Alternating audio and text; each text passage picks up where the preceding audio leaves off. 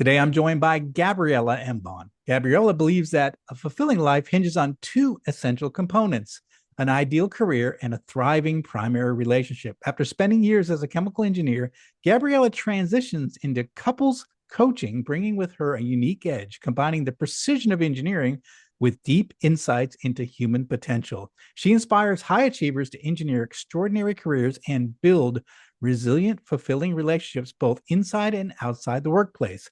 She is the author of Becoming a Power Couple: Four Pillars to Engineer Legendary Marriages, which empowers individuals to to embrace key principles that strengthen and elevate their relationships over time. I'm excited to have her on the show to learn from her expertise. So, Gabriela, welcome to the show. Thank you, John. Very happy to be here with you. It is so good to meet you. And, in all the episodes, we've had over 400 episodes, and we really haven't talked too much about that primary relationship. We've talked a lot about work, but the work-life balance, we sort of ignore that sometimes. And so I think having you on the show is really important to talk about being able to do our jobs really well, but also have a good relationship with our spouse or our significant other. Absolutely. But I hope to shed a lot of light on that topic because it is a sensitive one. That's why we don't talk about that so much. We don't, and we need to. So this will be a good episode. So let's get started. I mean, you started your career as a chemical engineer. I started as a mechanical engineer. So we have that in common. And then you moved into relationship coaching. What inspired you to make that transition, and how does your engineering background sort of shape your approach to how we look at relationships? Well, I like to joke that I moved from chemistry in the lab to chemistry at home. Um, but yes, I started as a chemical engineer, actually working for Intel on the production of Pentium 4. So obviously very structured, very analytical, lots of system processes.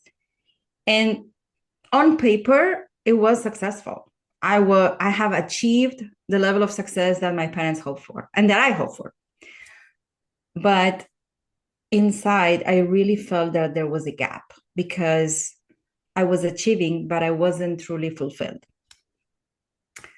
So that's when I realized that I have followed the wrong formula or climbed the wrong ladder.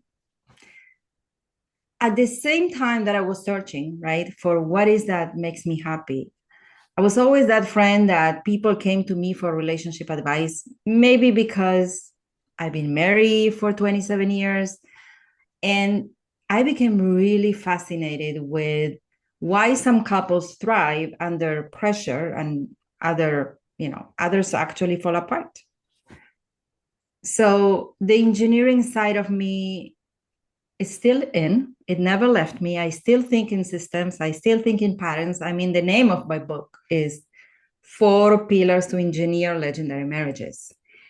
The entire book finds the parallel between engineering and relationships, right? So I still think that way, inputs, outputs, all of that.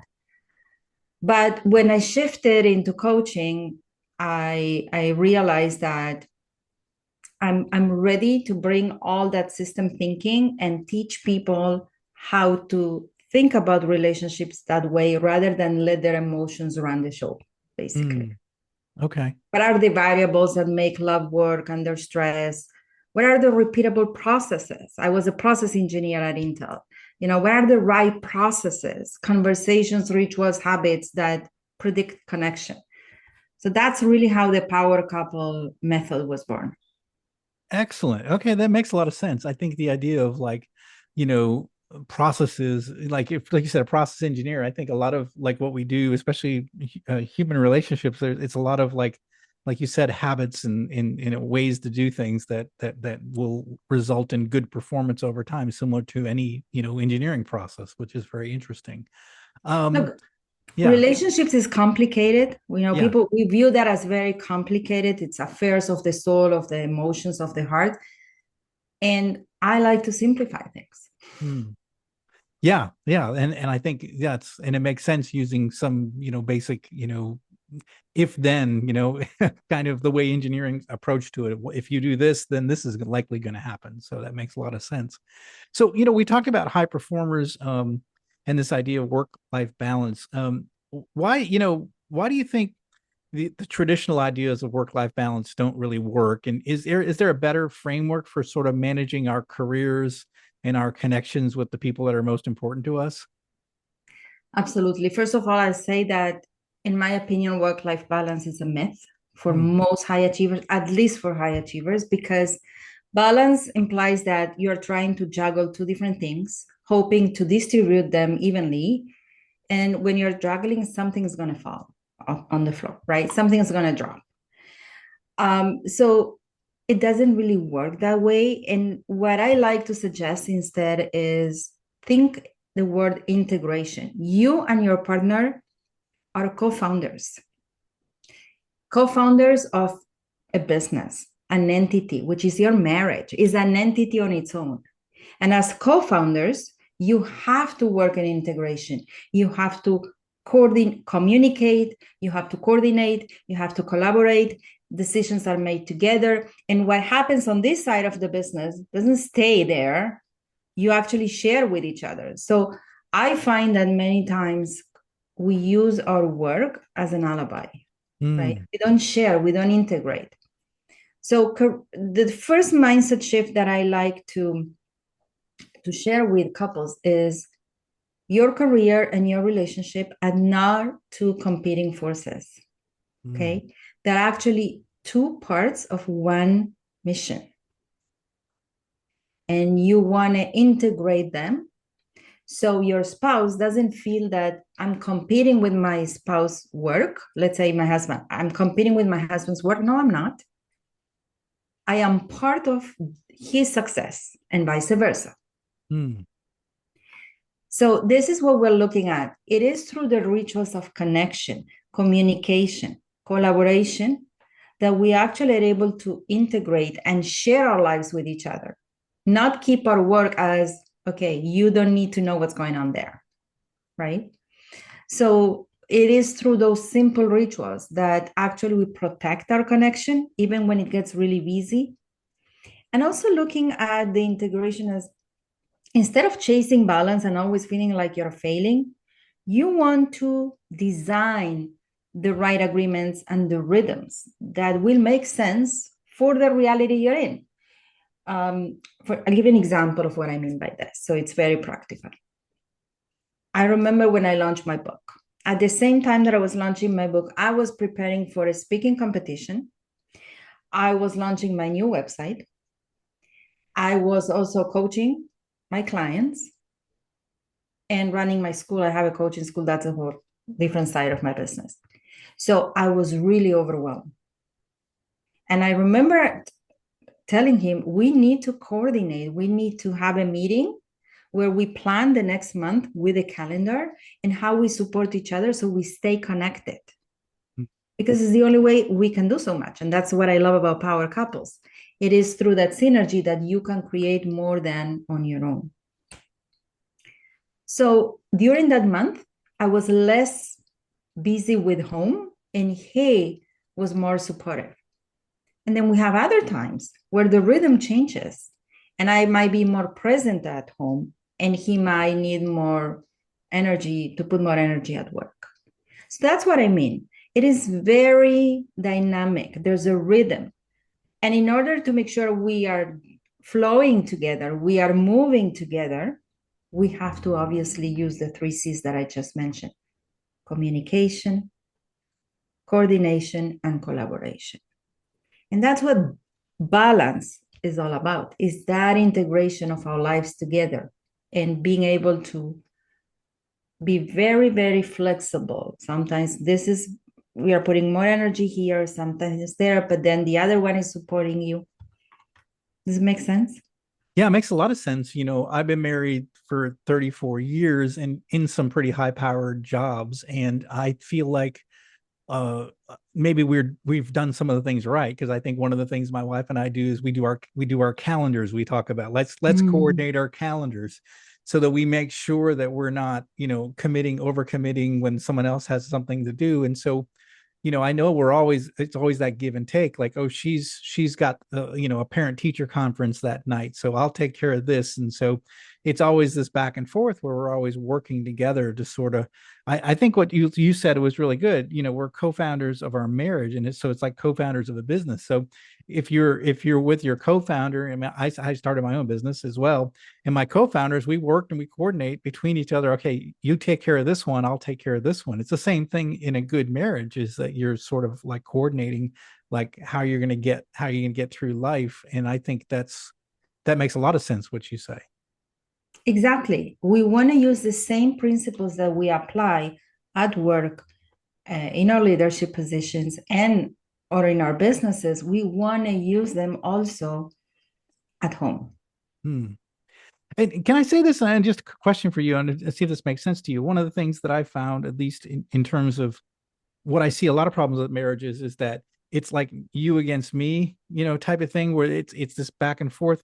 Whereas my wife and I was always approached as like me and her against the world. And so I think when like it's always been that way. So like it's always protect the home, and everything outside is potential, like is not part of the home, right? And so it's always protect this. And so it's her and I are on the same page, and it's her and I against the world. And I think that's always been the approach, which is similar to like if we were co-founders of a company, it would be like her and I against the world, against all our competitors, against all that. So I think that's been our approach. Does that make any sense? Absolutely. You described it so well, but that's the whole purpose of marriage, is Mm, unity. And I think that here's a rephrase on this. Before we get married, okay, and for the sake of simplicity, I'll use man and woman. A man is the man, the woman is the woman. You are a man and a woman. When you get married, you stop being a man and a woman. mm, You actually become a husband and a wife. And that is a new identity that you're owning. mm, Now, if you expect to get married and stay as man and woman, you're going to see you against me, my mm, needs and my needs. When you become husband and wife, you start thinking differently. You start realizing that now you're going to build a home, a life, and a home together. You are an entity, and you need to work together to make sure that in that home, your dreams are fulfilled, her dreams are fulfilled, and then your children's dreams are fulfilled. mm, But that mindset shift, that transitioning from man and woman, there are things that we do when you're man and woman and you wouldn't do when you're married. yeah. Transitioning to embodying the role of husband and wife and creating an entity which is your marriage, which is a sacred entity, that makes the whole difference. Mm, I recently listened to Brené Brown. You're familiar with her? yes. And she said, I actually I haven't written because I just love what she said. She's been married for, I think, 38 years, or she's known her husband for 38 years. And she said the three commitments of the relationship: keep showing up, don't buy into the myth that it will be easy, Mm, and ask for help when you need. mm, So you have to show up as husband and wife. You have to do the work. It's not going to always be easy, but you're committed. And you're not committed even to your spouse. You're committed to the marriage, which means that if you're angry with your spouse, you will still show up and do what you need to do because you're committed to your marriage. mm.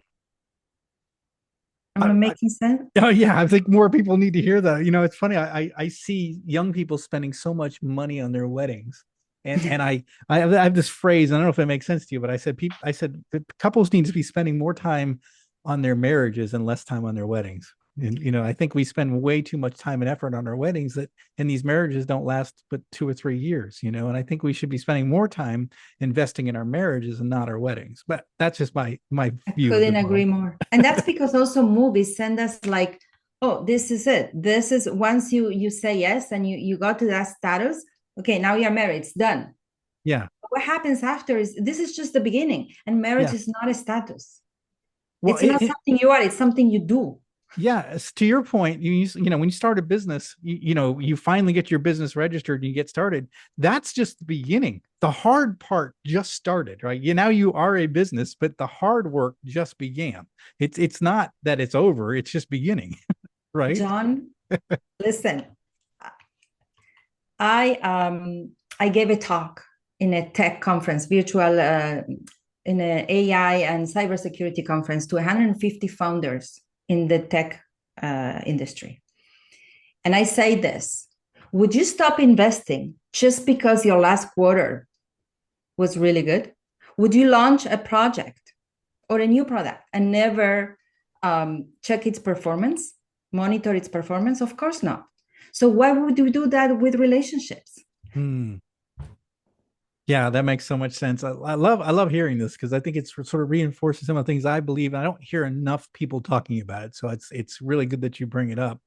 In the book, you talk about a power couple. So first of all, I want to get your take on what a power couple is, but then you also talk about these four pillars to build a legendary marriage. Can you talk us through those, the definition of a power couple and then these four pillars?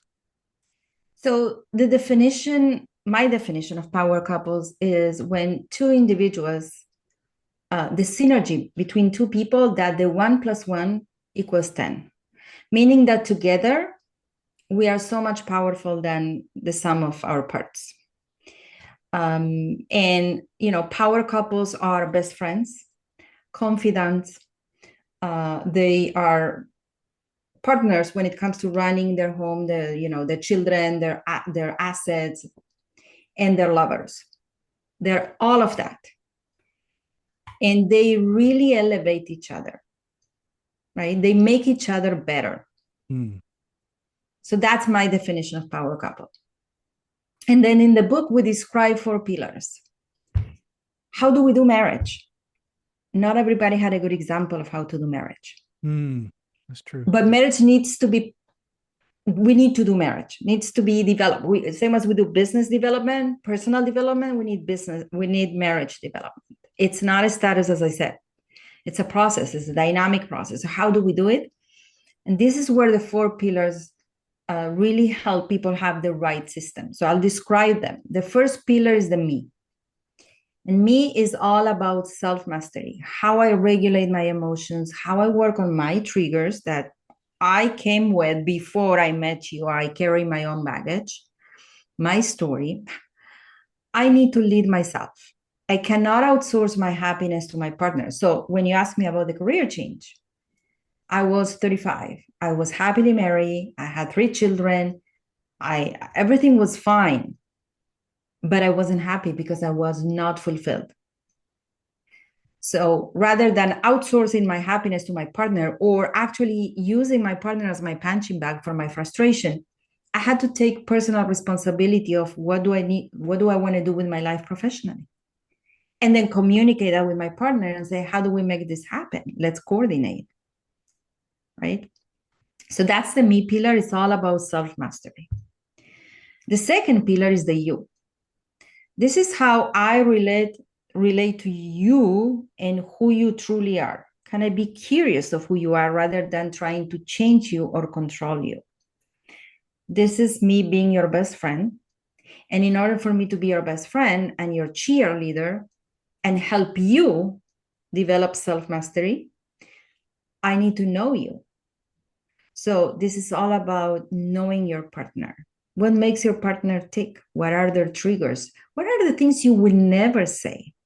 It's about generosity, being a true friend. It's about respect. Before I want to speak with my partner, if he's in the middle of something, I'll say, I would like to speak to you. Is this a good time? Hmm.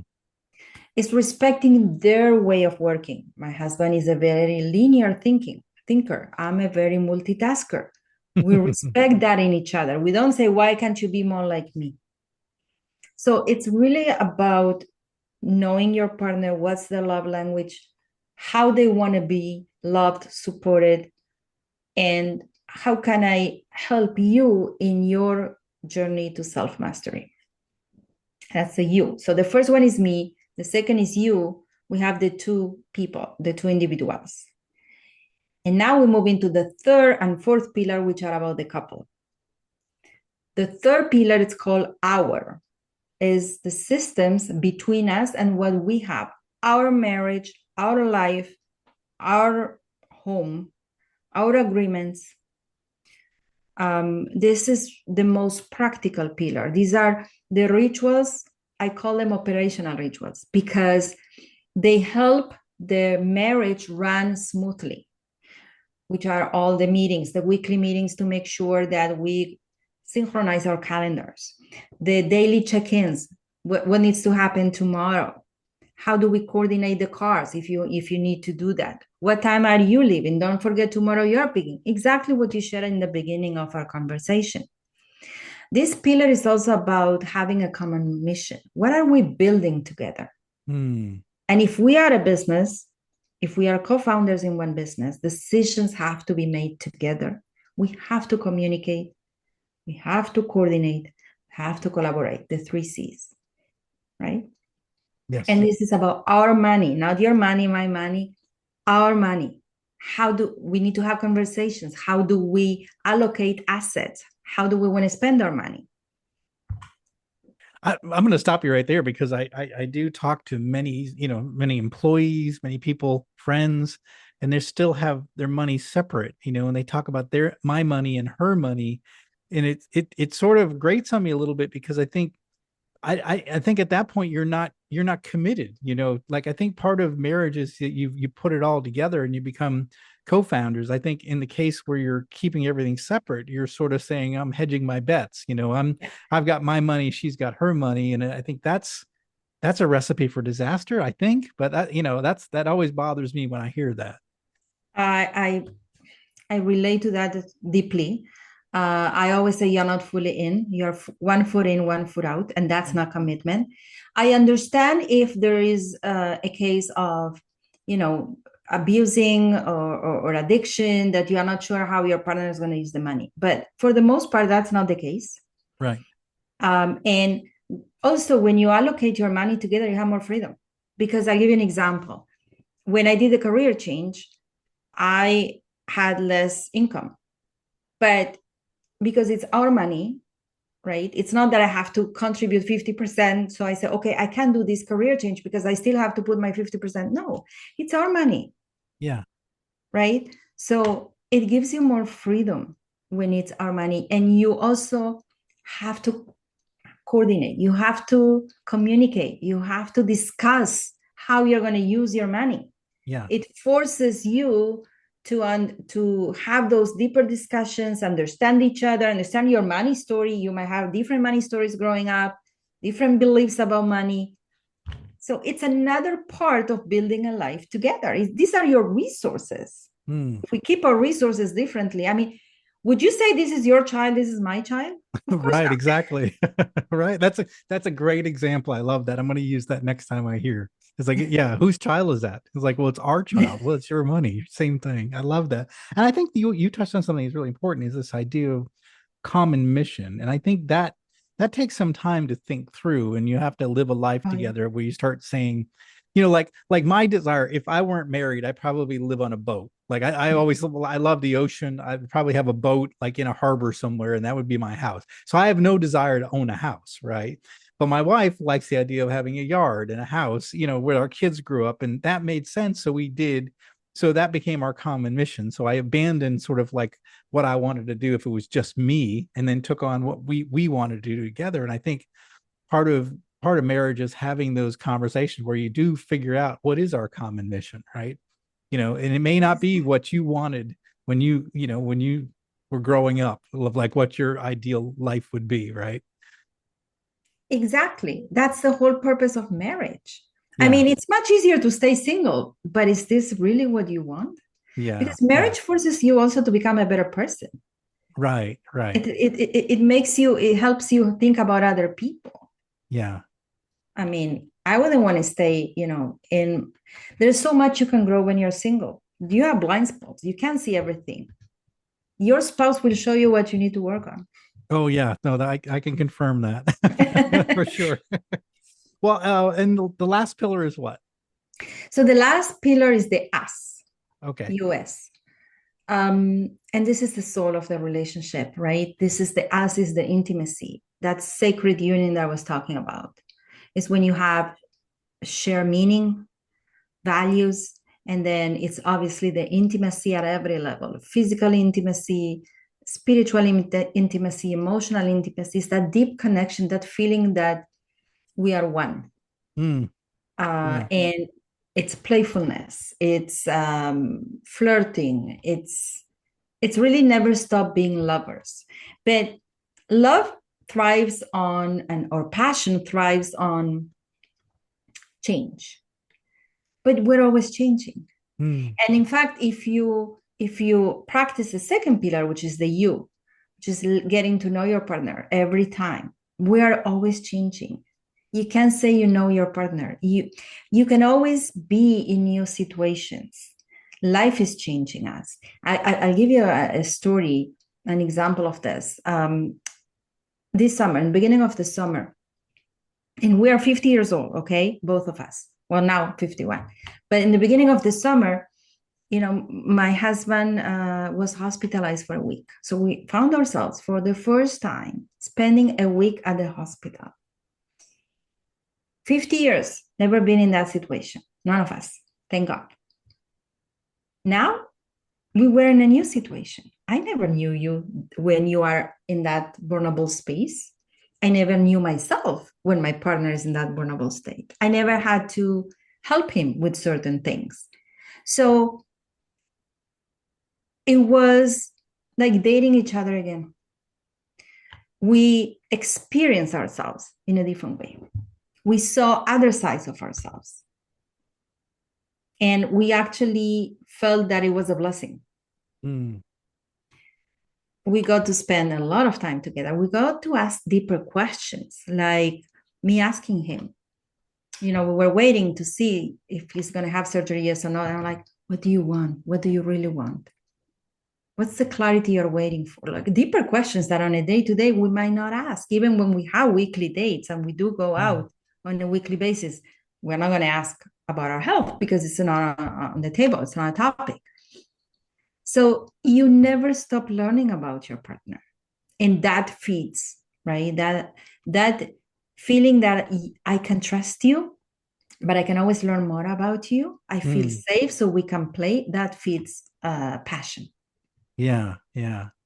Yeah, I really see that. I think, as being married for a long time, you have this marriage, like there's these big three transitions, at least I've seen. It's like life before children, right? Then where you're just, husband, wife, and then you become mom and dad, and you go through that. And then, well, we've experienced the empty nester thing, and then the kids leave, and then you're sort of rediscovering who, husband, wife again, which, you haven't been doing. You've been mom and dad for, 20 plus years. So you sort of rediscover that. And I think, like you said, there's we're both dealing with the change. Like, I loved being mom and dad. I love being that, but now, like, they're not here, and so, like we were just talking about Thanksgiving, our American holiday, American Thanksgiving is like, are they, who's going to be coming home? And it turns out maybe nobody. And so now you have to deal with that, which is different. And I think that's, like, to your point, it's a constant evolution and change. And then how are each of us dealing with those changes? Exactly. And it's a beautiful phase to be in, that more the third, I call it the third phase of the relationship, when is that beautiful mature love, when you overcame the power struggles and you are in that place. And I think it's a pity that there are not enough couples who get to experience that, because Mm, that's when you're truly giving unconditionally. You see, yeah. when you start dating, you think you're giving unconditionally because you give so much, but it's not unconditional. You're Right. giving because that person gives you butterflies and you are in love with that feeling. So obviously I'm going to give you because you make me feel like I'm the best of the best and you Yeah. make me feel desire. But when you get to the last, when you overcome the second, which is the power struggle, and you get to the last phase, when you just give out of pure joy, you give because you feel secure. You give Mm, because you trust, not because you want to earn trust or earn the person. You already earned the person. Now you give out of pure joy of giving. I think that's the best feeling ever. And it's a pity that many couples don't get to that level, don't get to experience that. Yeah, yeah, and it doesn't, it takes a long time living together and sharing those ideas and building that relationship over time, and then you find, yeah, I feel like I like I like my relationship with my wife now better than I did in our early days because we just know each other so well, and Exactly. we've been through a lot of hard times together, a lot of good times, a lot of hard times, but a lot of memories. And I think that's what's kind of brought us together, tighter. And I like that better than even when we were dating. Yeah. Yeah, Yeah. Yeah. exactly. Well, this is Gabrielle. I could talk with you all night, but I think if we probably should wrap up just given the time. But um, what final message would you like to leave with our listeners today? I want to say that your relationship is not extra. It's not what you work on after you finish building your life or you finish work. Okay. It's actually the infrastructure that holds everything else. So there's a little bit of a shift in mindset. We would never run a multi-million-dollar project on hope and improvisation. And yet we run our most important relationship that way many times.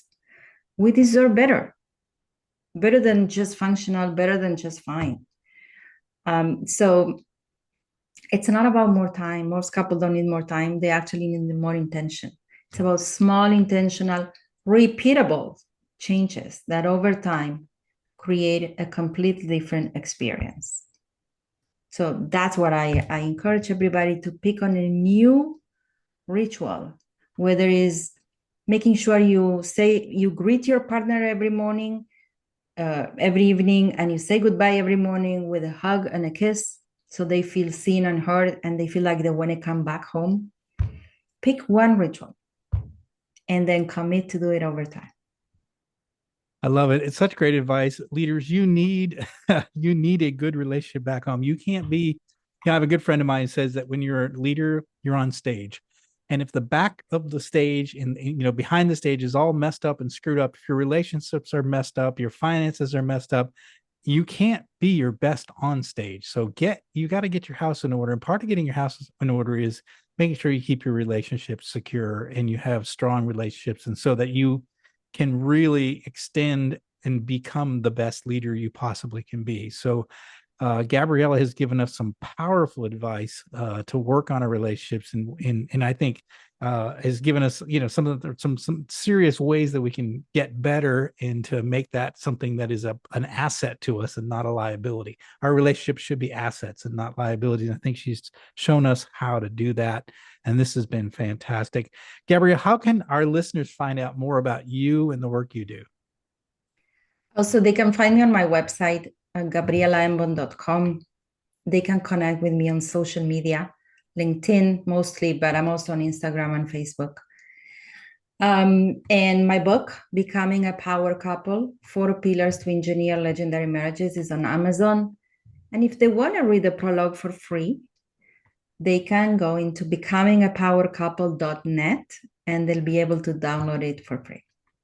Fantastic. We're going to put links in the show notes for all of Gabriela's resources, all of her websites, and this book, Becoming a Power Couple. You want to become a power couple, right? She mentioned what a power couple is. I can tell you, I probably have done some things right. It sounds like, and I feel It's like so satisfying to hear that. and I feel like my marriage is a major asset and helps me to become the leader that I was meant to be. And I would agree that if you read this book, you're going to get that marriage to be an asset and help you become the leader you want to be too. So get this book. If you have any questions about this or anything else, please reach out to Gabriela. She is the expert, and we bring her here to help you learn from the expert. And she's given us a lot of really good information today about our relationships, our marriages, which is a big part of who we are as people and who we are as leaders. So, Gabriela, I want to thank you for coming on the show and thank you for sharing your expertise. This has been a really enlightening discussion. I truly appreciate you having me, John. Thank you so much. I appreciate it. Thank you again. Well, that is it for today. Thank you for listening to Deep Leadership. If you like this podcast, please subscribe and share so we can continue to build a world with better bosses. Until next time, this is John Rennie saying take care and lead well.